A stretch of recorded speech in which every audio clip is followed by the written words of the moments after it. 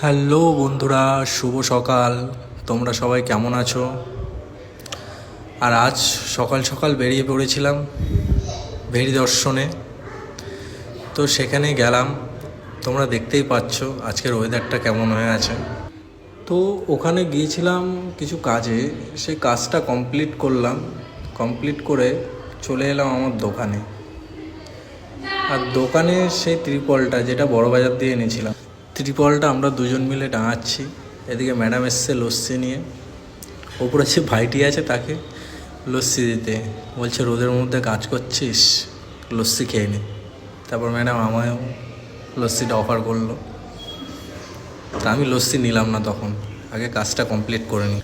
আর ত্রিপলটা টাঙানো প্রায় শেষ হয়ে গেছে। এরপরে করবো ভেতরে পরিষ্কার। আর ভেতরে কি অবস্থা হয়ে আছে দেখো তোমরাই।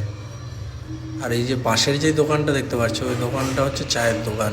ওখানকার যত চায়ের গ্লাস আছে, আরও যা বলো, কাগজ, প্লাস্টিক, নোংরা, সব আমার দোকানের পেছন।